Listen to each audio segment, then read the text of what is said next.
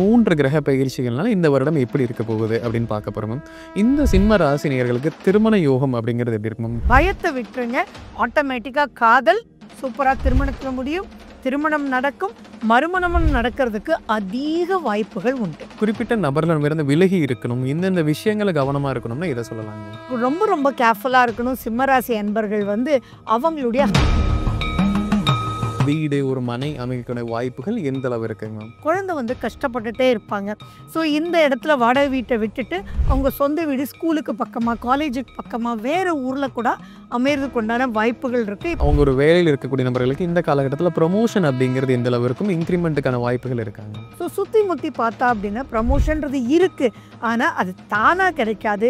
உங்கள் நாலேஜை போட்டு கொஞ்சம் இன்னும் முயற்சி எடுத்து அதுக்குண்டானது படித்து அதுக்கப்புறம் நெக்ஸ்ட் ஸ்டேஜுக்கு போகக்கூடிய அமைப்புகள் ரொம்பவே நல்லா இருக்கு. இந்த காலகட்டத்தில் ஒரு தானம் தர்மம் செய்யணும் அப்படின்னா எந்த மாதிரி பண்ணலாங்க? ஒரு ஆர்ஃபனேஜுக்கு போகிறாங்க, அந்த குழந்தைங்களுக்கெல்லாம் ட்ரெஸ் மாற்றி விடுறாங்க, அவங்களுக்கு இருக்கக்கூடிய திங்ஸ் எல்லாம் அவங்க பண்ணுறாங்கன்ற அவங்கள பார்த்து அவங்களுக்கு என்ன வேணுமோ அது பண்ணுறது சுபத்தை கொடுக்கும். சிம்ம ராசினியர்களுக்கு செல்ல வேண்டிய கோயில் அப்படின்னா என்ன சொல்லலாங்க? ரொம்ப முக்கியம் இந்த கொஸ்டின். ஏன்னா சிம்ம ராசியில தான்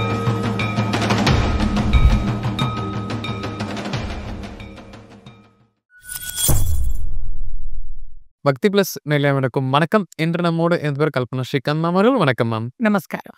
இப்போ நம்ம சிம்ம ராசி நேயர்களுக்கு இந்த 3 கிரக பயிற்சிகள்னால இந்த வருடம் எப்படி இருக்க போகுது அப்படின்னு பார்க்க போறோம். இந்த சிம்ம ராசி நேயர்களுக்கு திருமண யோகம் அப்படிங்கிறது எப்படி இருக்கும்? திருமணத்துக்காக வெயிட் பண்றவங்க, இல்லை காதல் திருமணத்துக்காக காத்துட்டு இருக்கவங்களாகட்டும், மறுமணத்துக்கும் சில பேர் இருக்காங்க. ஸோ இவங்க எல்லாருக்குமே இந்த காலகட்டம் எப்படி இருக்குங்க மேம்? சிம்மராசி அன்பர்களுக்கு ஃபர்ஸ்ட் கவலையே படாதீங்க. திருமணம் அப்படின்றது கண்டிப்பா நடக்கும். என்னடா இப்படி சொல்றோம் அப்படின்னு நினைக்கவே வேண்டாம். 7ல ராகு, 8ல சனி, ஜென்மத்துல கேது. கவலையே பட வேண்டாம். அத்தனை விஷயத்தையும் காப்பாத்துறதுக்கு உங்களுக்கு தான் அதிர்ஷ்டம் ரொம்ப பொங்கி இருக்கு. என்னன்னா குரு பகவான் ராகுவை பார்க்குறாரு. அப்புறம் குரு அடுத்த பேச்சில் பார்த்தீங்கன்னா சனி பகவானையே பார்க்குறாரு. இப்படி சுத்தி சுத்தி நிறைய விஷயங்கள் உங்களுக்கு பாசிட்டிவா இருக்கு. நிறைய சிம்மராசி அன்பர்களுக்கு இப்போ காதல் கைகூடும். ரொம்ப நாட்களா சிம்மராசி அன்பர்கள் காதலிச்சுட்டே இருக்கீங்க.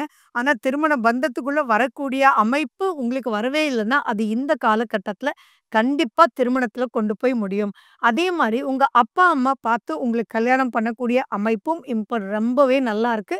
ஸோ அந்த இடத்துல லக்னத்திலேயே, அதாவது உங்க மேலேயே கேது இருக்கிறதுனால ஃபர்ஸ்ட் ஒரு பயம் இருக்கும். என்னடா அது தேவையா, போய் மாட்டிக்குவோமா அப்படின்ற பயம் இருக்கும். பயப்பட வேண்டிய அமைப்புகள் எதுவுமே இல்லை. தைரியமா திருமணம்ன்ற ஒரு விஷயத்துக்கு உங்களுக்கு அமைப்பு இருக்கு. அதே மாதிரி மறுமணம் ஆகக்கூடிய வாய்ப்பும் எக்கச்சக்கமா இருக்கு. ஸோ மறுமணத்துக்கும் அலசி ஆராய்ந்து ப்ரொசீட் பண்ணுங்க. தப்பு ஒண்ணுமே இல்லை. ஆனா உங்களுடைய பயத்தை விட்டுருங்க. ஆட்டோமேட்டிக்கா காதல் சூப்பரா திருமணத்துல முடியும். திருமணம் நடக்கும். மறுமணமும் நடக்கிறதுக்கு அதிக வாய்ப்புகள் உண்டு. சிம்ம ராசினியர்களுக்கு குழந்தை பாக்கியம் அப்படிங்கிறது எப்படி இருக்குங்க? சிம்ம ராசி அன்பர்களுக்கு 5ஆம் வீட்டை குரு பகவான் பார்க்கிறார். ஸோ குரு பெயர்ச்சிக்கு பிறகு திருமணம் நடக்கூடிய வாய்ப்புகள், அதாவது திருமணம் நடந்து நீண்ட நாள் ஆகி குழந்தை இல்லை அப்படின்னாலும் உங்களுக்கு குழந்தை பாக்கியம் சூப்பரா அமையக்கூடிய வாய்ப்பு இருக்கு. சுயமாவே தானாகவே எந்த ட்ரீட்மெண்ட்டும் எடுக்காமலேயே ஈவன் நீங்க மனசே விட்டுருக்கலாம். அடடா போடா இனி குழந்தையே பிறக்காது போல இருக்குன்னு ஆச்சரியமா இப்போ உருவாகும். இது ஆச்சரியப்படத்தக்க கூடிய ஒரு உண்மை, வரவேற்கக்கூடிய ஒரு உண்மை. அடுத்தது நீங்க ட்ரீட்மெண்ட் எடுத்துட்டே இருக்கீங்க. இந்த ட்ரீட்மெண்ட்ல சக்சஸே இல்லை, என்னென்னமோ சொல்றாங்க, ஒண்ணுமே புரியல, குழப்பம் அப்படின்னு இருந்தா கூட இப்போ இந்த குரு பயிற்சிக்கு அப்புறம் லாபகரமா திருப்திகரமா அவ்வளோ ட்ரீட்மெண்ட் இருந்து உடம்பெல்லாம் புண்ணாயிடுச்சுன்றவங்க கூட இப்போ இந்த ஒரு சின்ன விஷயத்துல கிளிக் ஆயிடுச்சு, குழந்தை உருவாயிடுச்சுன்னு சந்தோஷப்படக்கூடிய அமைப்புல இருக்கு. ஸோ கண்டிப்பா சிம்மராசி அன்பர்களுக்கு குழந்தை பாக்கியம் இந்த 3 கிரக பெயர்ச்சியில இருக்கு. கவலையே பட வேண்டாம். இந்த 3 கிரக பெயர்ச்சிக்கு பின் சிம்ம ராசினியர்கள் ஒரு குறிப்பிட்ட நபர்களிடமிருந்து விலகி இருக்கணும், இந்தந்த விஷயங்களை கவனமா இருக்கணும்னா இதை சொல்லலாங்க. ரொம்ப ரொம்ப கேர்ஃபுல்லா இருக்கணும். சிம்மராசி அன்பர்கள் அவங்களுடைய ஹையர் அத்தாரிட்டியோட ரொம்ப ஜாக்கிரதையா இருக்கணும். இப்ப கடுமையான ஹையர் அத்தாரிட்டிஸ் எல்லாம் வருவாங்க. அப்போ உன்னோட நான் என்னடா வேலை செய்யறது அப்படின்னு நீங்க எடுத்துக்காம என்ன பண்ணணும்னா, உங்களுக்கு அதை ட்ரெயின் பண்றாங்க அப்படின்ற ஒரு மனோபக்குவத்தை கண்டிப்பா எடுத்துட்டு வரணும். இல்லாட்டி நிறைய சிம்மராசி அன்பர்களுக்கு வேலை போயிடும். அங்க இருக்கக்கூடிய பொசிஷனிங் போயிடும். நிறைய பேரும் சண்டை சச்சரவுகள் வரும். ஸோ எல்லா இடத்துலையுமே டேக் இட் ஈஸி அப்படின்ற ஒரு விஷயம் இல்லை அப்படின்னா அங்க எல்லாரோடையுமே பிரச்சனை வரும். அதிகமான குழப்பத்துக்குள்ள உள்ளாறதுனால இந்த பிரச்சனை. ஸோ உங்ககிட்ட தான் இந்த ப்ராப்ளத்துல இருந்து நீங்க வெளியில வரணுமே ஒழிய அவசரம் வேண்டாம். வேகம் வேண்டாம். இங்க வேண்டியது விவேகம். அப்படி இல்லன்னா, நீங்க பேங்க்ல போய் ஒரு பணம் எடுக்கணும்னா கூட, அங்க நீங்க சண்டையோ, சச்சரவோ போட்டுட்டு வந்துருவீங்க. ஸோ எல்லா இடத்துலயுமே கொஞ்சம் எச்சரிக்கையாக இருக்கணும். சிம்ம ராசி நேயர்களுக்கு இந்த காலகட்டத்தில வீடு, ஒரு மனை அமைக்கக்கூடிய வாய்ப்புகள் எந்த அளவு இருக்குங்க மேம்? சிம்மராசி அன்பர்களுக்கு இப்ப நெறைய சேஞ்சஸ் வந்து காத்துட்டு இருக்கு. அந்த சேஞ்சஸ் வந்து பாசிட்டிவான சேஞ்சஸ் இருக்கும். அது எப்படி இருக்கும்னா, இவங்களுக்காக வீடு அமையறத விட, அவங்க ஹஸ்பண்ட் ஆர் லைஃப் பார்ட்னருக்கு ஒரு வீடு வந்து அமையக்கூடிய வாய்ப்பு அதிகமா இருக்கு. ஸோ அவங்க மூலியமா போய் தேடுறதும், அவங்களுக்கு அந்த இன்ட்யூஷன் வரும். வேண்டாம் இப்ப ரொம்ப நாளா வாடகை வீட்லயே இருக்கோம். 2 பேரும் சேர்ந்து ஒரு புது வீடு வாங்கலாமே! இத வந்து நம்ம ரென்ட்டுக்கு பே பண்றத விட, கொஞ்சம் அதிகமா பே பண்ணி ப்ரொசீட் பண்ணலாமேன்னு சொல்லி, அங்க வீடு அமையும்ன்றது தான் ரைட் ஆன்சர். ஆனா அது யார் மூலியமா அமையும்னா, லைஃப் பார்ட்னர் மூலியமாவோ, அல்லது அவங்க குழந்தை வந்து கஷ்டப்பட்டுட்டே இருப்பாங்க.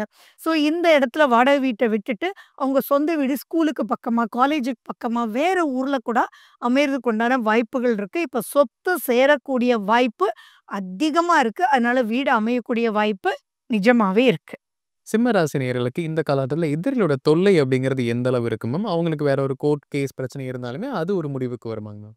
சிம்மராசி அன்பர்கள் தானாக பிரச்சனையை இழுக்காம இருந்தாலே போறோம்.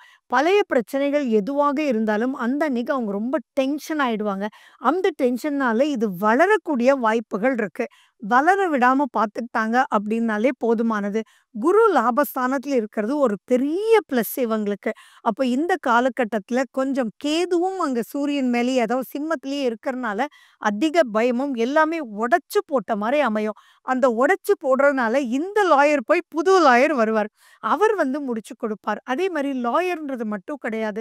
யாரோ ஒரு நடுவர் வந்து இவங்களுடைய பிரச்சனைய நீண்ட நாட்கள் ஏன் 10, 15 வருஷம் கோர்ட்டு கேஸ்ன்னு போயிட்டு இருக்கிற கூட நடுவா ஒருத்தர் வந்து, "ஓகே இத நீங்க விட்டு குடுங்க. அத நீங்க விட்டு குடுங்கன்னு" சொல்லி விட்டு குடுத்தனால் கடன் பிரச்சனை முடியும். விட்டு குடுக்கறதுனால கோர்ட்டு கேஸ் பிரச்சனை முடியறதுக்கு வாய்ப்புகள் அதிகமா இருக்கு. சிம்மராசி நேயர்களுக்கு இந்த காலகட்டத்தில லோன், இஎம்ஐ இந்த பிரச்சனைகள் இருக்கும். அது எந்த அளவுக்கு அவங்களுக்கு சாதகமா முடிவுக்கு வரும் மேம்? சிம்மராசி அன்பர்கள் ரொம்பவே கேர்ஃபுல்லா இருக்கணும். தயவு செஞ்சு புது கடன் அப்படின்னு வாங்குறதுக்கு முன்னாடி பல தடவ யோசிச்சு, அதுக்கப்புறம் தேவையான்றத தீர்மானிச்சு ப்ரொசீட் பண்ணணும். ஏன்னா இங்க தூண்டுதல் நடக்கும். "ஏய் உன்னால முடியாதா? நீ இவ்ளோ கான்ட்ரிபியூட் பண்ணுன்னு சொல்றேன் இல்லன்னு" சொல்லி உங்கள தூக்கி வச்சு பேசுவாங்க. தூக்கி வச்சு பேசும்போது, "ஓகேடா நம்ம இன்வெஸ்ட் பண்ணிடலாமே" அப்படின்னு சொல்லி நீங்க இன்வெஸ்ட் பண்ணி கடன் வாங்கி பண்ணிடுவீங்க. அதுக்கு நீங்க ஷூரிட்டி போட்டுருவீங்க. ஸோ ரொம்ப கேர்ஃபுல்லா இருக்கணும். ஷூரிட்டி போடும்போது, கடன் வாங்கும்போது என்ன பொறுத்தளவு அகலக்கால் வச்சிடவே வேண்டாம். 1க்கு 10 தடவ யோசிச்சு, அதுக்கப்புறம் நீங்க ப்ரொசீட் பண்ணலன்னா, மிகப்பெரிய பிரச்சனைக்குள்ள மாட்டிடுவீங்க. மாட்டிடுவீங்கன்னா ரொம்ப பெரிய பிரச்சனை இல்ல. நீங்க தேவையில்லாம 8 மணி நேரம் ஒர்க் பண்றதுக்கு பதிலா 14 மணி நேரம் ஒர்க் பண்ணி அத கட்டக்கூடிய அமைப்புல தள்ளப்பட்டுருவீங்க. அதனால யோசிச்சு முடிவெடுக்கிறது தான் இதுல சிறப்பு. சிம்ம ராசி நேயர்கள் அவங்க ஒரு வேலையில இருக்கக்கூடிய நபர்களுக்கு இந்த காலகட்டத்தில புரமோஷன் அப்படிங்கிறது எந்த அளவு இருக்கும்? இன்கிரிமென்ட்க்கான வாய்ப்புகள் இருக்காங்க? இதுல வந்து 3 விதத்துல நான் சொல்லலாம். அதாவது இப்போ வேலை நெறைய பேர் வந்து விட்டுட்டு, அதற்கு மேற்படிப்பு படிக்கிறதுக்கு உண்டான வாய்ப்புகள் அதிகமா இருக்கு. அப்ப அவங்கக்குள்ள பயம் இருக்கும். இப்ப சம்பளத்தையும் விட்டுட்டு, ஆனா மறுபடியும் பெரிய ஜாப் கிடைக்கிறதுக்காக தான் படிக்கிறாங்க. அப்ப அந்த படிப்புக்கு உண்டான செலவுக்கும் அவங்களுக்கு பயமா இருக்கும். அதே சமயம் எப்படி இத மீண்டு வரணும்? இதுலயே ஸ்டக் ஆயிருக்கோமேன்ற ஒரு மனக்குழப்பம் இருக்கும். இதுல நீங்க என்ன பண்ணணும்னா, உங்க லைஃப் பார்ட்னரோட டிஸ்கஸ் பண்ணி அந்த அந்த லைஃப்ல இருக்கக்கூடிய கமிட்மெண்ட் எல்லாம் அவரு எடுத்துக்குவாரான்னு கேட்டீங்கன்னா, இப்ப எடுத்துக்கொள்ளக்கூடிய அமைப்பு இருக்கு. அப்ப அந்த வேலை விட்டு, அதன் மேல படிச்சு, அதுக்கப்புறம் ப்ரமோஷனல் ஆக்டிவிட்டி தானாவே வரக்கூடிய வாய்ப்புகள் இருக்கு. ஸோ ஒரு பிரேக் அப்படின்றது இருக்கும் அப்படின்றத ஞாபகம் வச்சுக்கோங்க. அந்த பிரேக் பாசிட்டிவான பிரேக் தான் இருக்கும். ஆனா அந்த பிரேக்க நீங்க எடுக்கிறதுக்குள்ள படுற பாடு வந்து எக்கச்சக்கமா இருக்கும். ப்ரமோஷனுக்காக நீங்க போனாலும் இப்ப என்ன சொல்லுவாங்கன்னா, இதெல்லாம் நீங்க எக்ஸ்ட்ரா படிச்சுட்டு வந்துருங்க. வேணா கம்பெனி வந்து உங்களுக்கு வந்து அதுக்கு உண்டான ஃபீஸ் எல்லாம் பே பண்ணும். பட் நீங்க படிச்சுட்டு வந்து தென் இந்த ப்ரமோஷன் ஆஸ்பெக்ட் வந்து எடுத்துக்கலாம். ஸோ சுத்தி முத்தி பார்த்தா அப்படின்னா ப்ரமோஷன்றது இருக்கு. ஆனா அது தானா கிடைக்காது. உங்க நாலேட்ஜ போட்டு கொஞ்சம் இன்னும் முயற்சி எடுத்து அதுக்குண்டானத படிச்சு, அதுக்கப்புறம் நெக்ஸ்ட் ஸ்டேஜுக்கு போகக்கூடிய அமைப்புகள் ரொம்பவே நல்லாருக்கு. சிம்ம ராசி நேயர்களுக்கு தொழில் அப்படிங்கிறது எப்படி இருக்கும் மேம்? தொழில் செய்யக்கூடிய நபர்களுக்கு இந்த காலகட்டத்தில அதில ஒரு முன்னேற்றம், எக்ஸ்பான்ஷன் அப்படிங்கிறதுமே அமையதுக்கான வாய்ப்பு எந்த அளவு இருக்குங்க மேம்? சிம்மராசி அன்பர்கள் சூப்பரா தொழில் பண்ணுவாங்க. இப்ப நெறைய பேருக்கு கம்ஃபர்ட் ஜோனுக்கு வருவாங்க. அந்த கம்ஃபர்ட் ஜோன் என்ன அப்டின்னா, வேலைய விட்டுட்டு தொழில் பண்ணலாமே அப்டின்ற அமைப்பு. தனியா தொழில் பண்ணுவாங்க அப்படின்றது அவங்களுடைய சுய ஜாதகத்த வச்சு. ஆனா இப்ப லைஃப் பார்ட்னரோட சேர்ந்து ஒரு தொழில் ஆரம்பிக்கக்கூடிய வாய்ப்புகள் அதிகமா இருக்கு. நட்பு வட்டாரத்தோடயும் சேர்ந்து பண்ணலாம். லாபகரமாவே அந்த தொழில் எடுத்துட்டு போகுன்றதுல டவுட் இல்ல. தொழில் முன்னேற்றம் அப்படின்னா நமக்கு ரொம்ப முக்கியம் என்ன வேணும்? ரிஸ்க் எடுக்கணும். அடுத்தது பார்த்தீங்கன்னா, கம்யூனிகேஷன் ஸ்கில் வந்து சூப்பரா இருக்கும். பொதுவாவே சிம்ம ராசிக்கு வந்து இப்போ கம்யூனிகேஷன் ரொம்ப சூப்பரா இருக்கும். ஏன்னா 11ஆம் வீட்ல குரு, அந்த குரு புதனோட வீட்ல இருக்கார். இவங்களுடைய 2ஆம் அதிபதியும் புதன். பிளஸ் குரு பகவான் 3ஆம் வீட்ட பார்க்குறார். அப்ப சுத்தி முத்தி வந்ததுன்னா, கம்யூனிகேஷன் ஸ்கில்னால தொழிலுக்குள்ள இப்ப நுழையறதுக்கு ரொம்ப சுகமான பீரியட். நுழைஞ்சிடுங்க. அதே மாரி அந்த தொழில் அற்புதமா வளரும். எக்ஸ்பான்ஷனும் ரொம்ப நல்லாருக்கும். சிம்மராசி நேயர்களே, இந்த காலகட்டத்தில ஒரு தானம், தர்மம் செய்யணும் அப்டின்னா எந்த மாரி பண்ணலாங்க மேம்? சிம்ம ராசி அன்பர்கள் வந்து கண்டிப்பா இப்ப சர்விஸ் ஓரியன்டட் பண்ணிட்டு இருக்காங்க இல்லையா? அவங்கள பார்த்து தான தர்மம் பண்றது ரொம்ப இம்பார்ட்டன்ட். அதாவது இப்போ ஒரு ஆசிரமம் நடத்திட்டு இருப்பாங்க. அந்த ஆசிரமத்துக்கு போயி பணத்த அப்படியே குடுக்கறத விட, அங்க போயி அந்த ஆசிரமத்த கிளீன் பண்ணிட்டு இருக்காங்க. ஒரு ஆர்ஃபனேஜுக்கு போறாங்க. அந்த குழந்தைங்களுக்கெல்லாம் ட்ரெஸ் மாத்தி விடுறாங்க. அவங்களுக்கு வந்து இருக்கக்கூடிய திங்ஸ் எல்லாம் அவங்க பண்றாங்கன்ற அவங்கள பார்த்து, அவங்களுக்கு என்ன வேணுமோ அது பண்றது சுபத்த குடுக்கும். இப்போ ஒரு கோயிலுக்கு போறீங்க. அந்த கோயிலுக்கு அப்படியே நீங்க குடுக்காம, அந்த விளக்க தொடச்சிட்டு இருப்பாங்க. நெய் தீபம் போடுற அந்த இடத்த கிளீன் பண்ணிட்டு இருப்பாங்க. சர்விஸ் பண்ணிட்டு இருப்பாங்க. அது பண்ணினா தான் அந்த இடத்த நீட்டா வச்சுக்க முடியும். அவங்கள தேடி பார்த்து, அவங்களுக்கு என்ன வேணுமோ அந்த இடத்துல தானம் குடுக்கும்போது, மிகப்பெரிய அப்லிஃப்ட்மென்ட் வரும். இது எப்படின்னா, ஒரு இடத்துக்கு போய் நான் குடுத்தேன்றது கிடையாது. அந்த இடத்த மெயின்டெயின் பண்ற ஒருத்தருக்கு தேவையான உதவிகள் பண்ணும்போது, ரொம்ப சூப்பரா அவங்க வர முடியும். சிம்மராசி நேயர்களுக்கு செல்ல வேண்டிய கோயில் அப்டின்னா என்ன சொல்லலாங்க மேம்? ரொம்ப முக்கியம் இந்த கொஸ்டின். ஏன்னா, சிம்ம ராசியில தான் கேது அப்படின்றவரு வந்து உட்கார்றார். கேது அப்படின்னாலே இட்ஸ் கால்ட் உடைச்சு போட்டுரும் அப்படின்னு ஒரு விஷயம் இருக்கு. கேது அப்படின்ற விஷயத்த ஜெயிக்கிறதுக்கு ரொம்ப முக்கியமா வேண்டியது விநாயகர். உங்க வீட்டுக்கு பக்கத்துல இருக்கக்கூடிய பழமை வாய்ந்த விநாயகர் கோயில், அதே மாரி டெய்லி பூஜை புனஸ்காரங்கள் நல்லா திருப்தியா நடக்கக்கூடிய எந்த ஒரு விநாயகரையும் போய் நீங்க கும்பிட்டுட்டு டெய்லி ரொட்டீன் ஸ்டார்ட் பண்ணுங்க. அங்க இருந்து அருகம்புல் வாங்கிட்டு வந்து உங்க பாக்கெட்ல கொஞ்சோண்டு நீங்க போட்டுட்டு டெய்லி அத தட் இஸ் நீங்க திங்கட்கிழமை கூட அருகம்புல் வாங்கிட்டு வந்து, அந்த அருகம்புல் நீங்க டெய்லி ரொட்டீன் பண்ற இடத்துல வச்சுக்கிறது சிறப்பு. கற்பக விநாயகர் உங்களுக்கு ரொம்பவே வந்து சூப்பரான ரிசல்ட்ஸ குடுப்பார். விநாயகர் அகவல் கேட்கறது ரொம்ப சிறப்பு. அதே மாரி ஸ்ரீவாஞ்சியம் போயிட்டு வர்றது ரொம்ப சிறப்பா குடுக்கும். எல்லா விஷயத்துக்கும் வேண்டியது பொறுமை.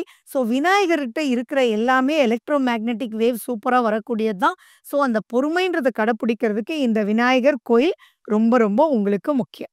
இப்ப நம்ம சிம்ம ராசி நேயர்களுக்கு இந்த 3 கிரக சேர்க்கை எப்படி இருக்குங்கிறத பார்த்தோங்க மேம். இந்த காலகட்டத்தில அவங்களுக்கான பலன்கள் முழுமையா பார்த்தோம். நம்ம நேயர்களுக்கு ஒரு பயனுள்ள கருத்துக்களா இருந்திருக்கும். மீண்டும் ஒரு பதில் சந்திக்கலாம். ரொம்ப நன்றி மேம். நமஸ்காரம்.